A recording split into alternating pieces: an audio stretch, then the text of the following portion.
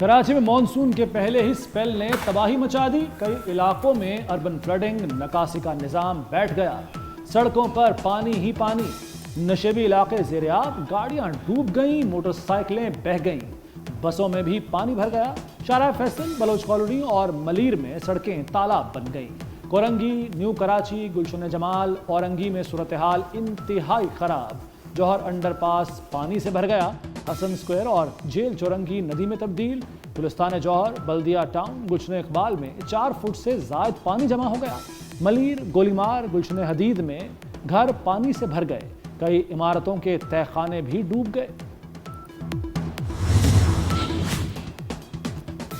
گاڑیاں بند، موٹر سائیکلیں بند، پروازیں بند، بجلی بھی بند. یہ ہے کراچی کی کہانی. شہر میں نظام زندگی مفلوج. گاڑیاں بند ہونے سے شدید ٹریفک جیم. گھر پہنچنا امتحان بن گیا. پروازوں کا شیڈول درہم برہم، کئی تاخیر کا شکار. کینٹور سٹی اسٹیشن پر مسافروں کو مشکلات. شہر میں 900 سے زائد فیڈر سٹرپ کر گئے. جن علاقوں میں بجلی بحال ہوئی تھی وہاں دوبارہ چلی گئی. شہر کے بیشتر علاقے اندھیرے میں ڈوبے ہوئے ہیں. ہوٹلز کے کرائے بھی بڑھ گئے.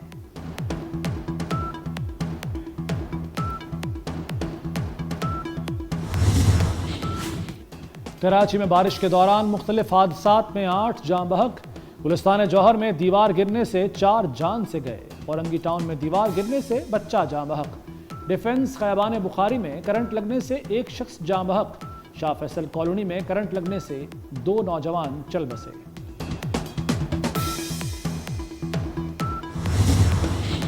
کراچی پانی پانی. سب سے زیادہ بارش گلشن حدید میں 145 ملی میٹر ریکارڈ کی گئی. اولڈ ایئرپورٹ 138، کیماڑی 137 اور جناح ٹرمینل میں 135 ملی میٹر بارش ریکارڈ ہوئی. University road 132، P A F Faisal base پر 114 ملی میٹر بارش ہوئی. سرجانی میں 111، کورنگی میں 96، ناظم آباد میں 92 ملی میٹر بارش ریکارڈ کی گئی.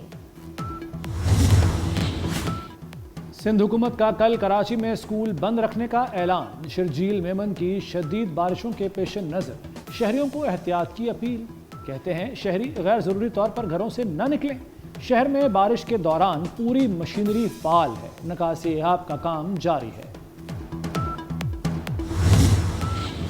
وزیر اعلیٰ سندھ کا متعلقہ اداروں کو الرٹ رہنے کا حکم. مراد علی شاہ کی ریسکیو انتظامیہ کو متحرک رہنے کی ہدایت. نالوں اور ڈرینیج سسٹم کی سخت نگرانی کی جائے.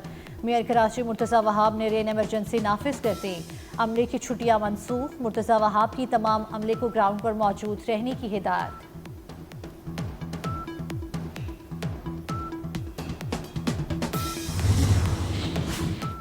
کراچی میں مزید 3 روز بارش کی خبر آ گئی. این ڈی ایم اے نے سندھ میں مزید 3 روز شدید بارش اور سیلاب کی وارننگ جاری کر دی. سندھ میں اگلے 24 گھنٹوں کے دوران شدید بارش کا امکان ہے. کراچی، حیدرآباد، سکھر اور دیگر اضلاع کے شدید متاثر ہونے کا خدشہ ہے. فیلڈ مارشل سید آصم منیر کی ہدایت پر پاک فوج کی ایڈیشنل یونٹس متحرک. پاک فوج کے اضافی یونٹ سیلاب زدہ علاقوں میں امدادی کام کر رہے ہیں. 6000 زخمیوں کا علاج کیا جا چکا. D G I S P R lieutenant general Ahmed Sharif Chaudhry کی عطا تارڑ اور chairman N T M A کے ہمراہ پریس بریفنگ. کہا خیبر پختونخوا میں سیلاب سے سڑکیں بری طرح متاثر ہوئیں. متاثرین کو ہیلی کاپٹر اور سڑک کے راستے راشن پہنچا رہے ہیں.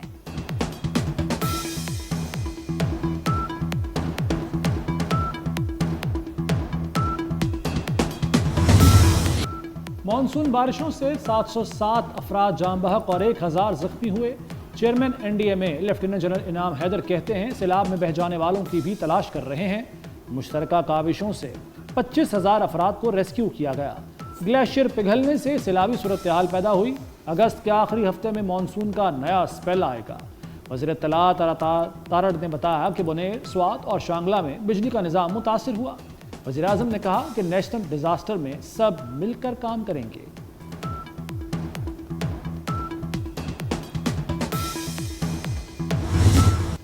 کلاؤڈ برس اور سیلابی ریلوں سے خیبر پختونخوا میں ہر طرف تباہی. سیلابی ریلے سے سب سے زیادہ تباہی ضلع بنیر میں ہوئی. بنیر میں 225 افراد جان سے گئے. صوابی میں بادل پھٹنے سے دلواڑی سے 13 لاشوں کو ملبے سے نکالا جا چکا. دیگر کے لیے آپریشن جاری. مانسیرا میں بٹل دیری حلیم کے گاؤں میں 5ویں روز بھی ریسکیو آپریشن. ریسکیو ٹیموں نے مزید 1 شخص کی لاش برآمد کر لی.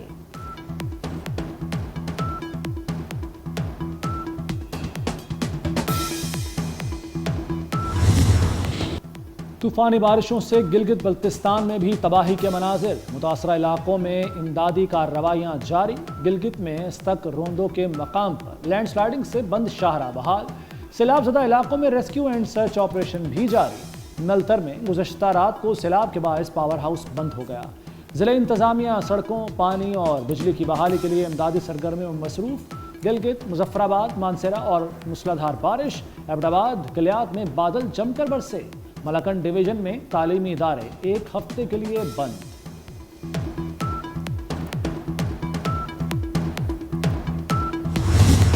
شکریہ پاک فوج۔ خیبر پختونخوا میں پاک فوج سیلاب متاثرین کی امداد میں مصروف۔ بنیر، شانگلہ، سوات کے بعد سوابی میں بھی کلاؤڈ برسٹ سے تباہی۔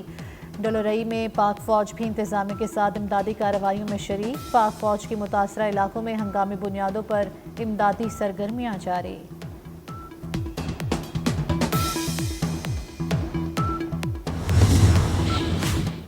طوفانی بارشوں کے بعد دریا بپھر گئے۔ دریائے راوی میں جسٹر کے مقام پر نچلے درجے کا سیلاب۔ دریائے چناب میں ہیڈ پنجند اور ہیڈ محمد والا کے مقام پر پانی کی سطح میں مسلسل اضافہ۔ دریائے چناب میں جھنگ کے مقام پر سیلابی صورتحال برقرار۔ تریمو بیراج پر پانی کی سطح بلند۔ دریا ستلج میں طغیانی، بھاول نگر میں پانی قریبی آبادیوں میں داخل ہو گیا۔ دریا سندھ میں گڈو بیراج پر درمیانے درجے کا سیلاب۔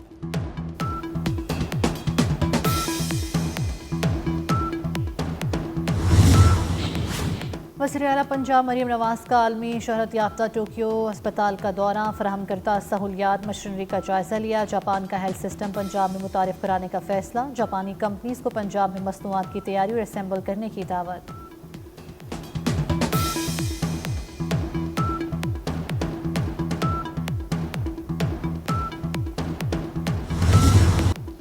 سینٹ میں انسداد دہشت گردی ترمیمی بل 2025 کثرت رائے سے منظور۔ وزیر مملکت طلال چودھری نے ایوان میں بل پیش کیا۔ پی ٹی آئی ارکان کی بل کی مخالفت، سینیٹر علی ظفر کا بل پر تحفظات کا اظہار۔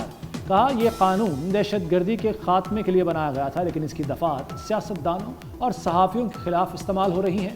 قانون میں عدالتی نگرانی، شفافیت اور بنیادی حقوق کا احترام لازمی ہے۔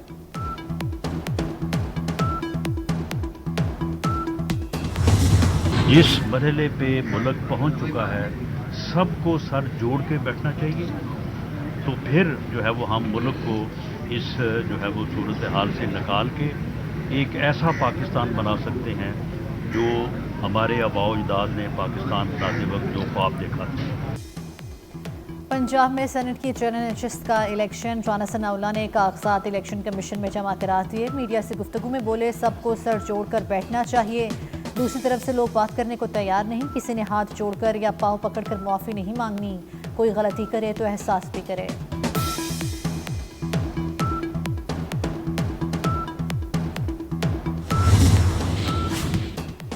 دہشت گردوں کی سہولت کاری کا الزام، گرفتار لیکچرر ڈاکٹر عثمان 14 روز کے ریمانڈ پر سی ٹی ڈی کے حوالے۔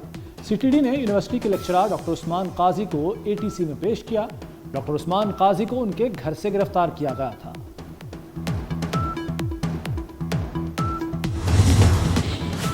چینی وزیر خارجہ وانگ جی 21 اگست کو اسلام آباد پہنچیں گے۔ دفتر خارجہ کے مطابق چینی وزیر خارجہ پاکستانی ہم منصب اسحاق ڈار کی دعوت پر پاکستان آ رہے ہیں۔ اسلام آباد میں چھٹے پاک چین وزرائے خارجہ اسٹریٹجک ڈائیلاگ ہوں گے۔ چین کے وزیر خارجہ ان دنوں بھارت کے دورے پر ہیں۔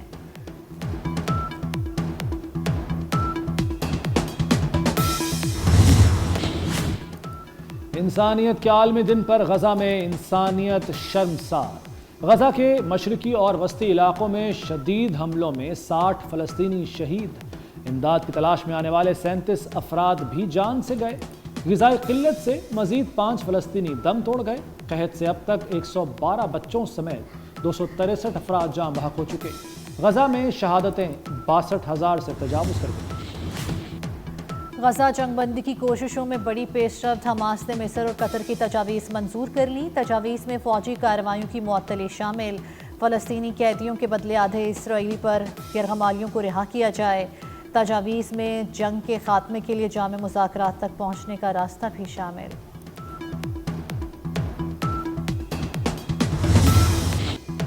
امریکی صدر ٹرمپ کی وائٹ ہاؤس میں یوکرینی صدر اور یورپی رہنماؤں سے ملاقات۔ ڈونلڈ ٹرمپ نے صدر زیلنسکی کو یوکرین کا 20% چھوٹا نقشہ پیش کیا۔ امریکی صدر نے کہا کہ روس سے جنگ ختم ہوگی لیکن ٹائم فریم نہیں دے سکتا۔ روس یوکرین امن معاہدہ مستقبل قریب میں ہو سکتا ہے۔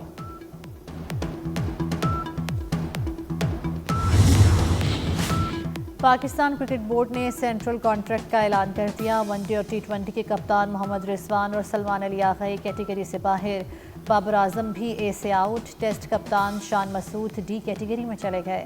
بابر اعظم، محمد رضوان، شاہین آفریدی، فخر زمان بی کیٹیگری میں شامل۔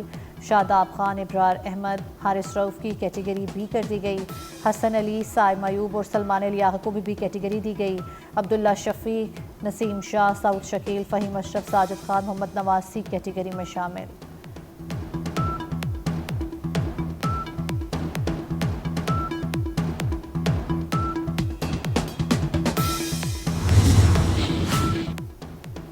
ملائکہ نور نے ایشین اوپن جوڈو میں سلور میڈل جیت لیا۔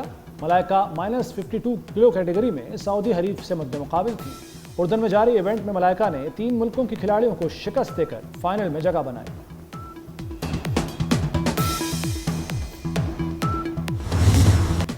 سرائکی اور پنجابی موسیقی کے بے تاج بادشاہ گلوکار عطا اللہ عیسیٰ خیلوی نے زندگی کی 74 بہاریں دیکھ لیں۔ پرستاروں میں لالا کے نام سے پہچان بنانے والے عطا اللہ عیسیٰ خیلوی نے 7 مختلف زبانوں میں 50,000 سے زائد گانے گائے۔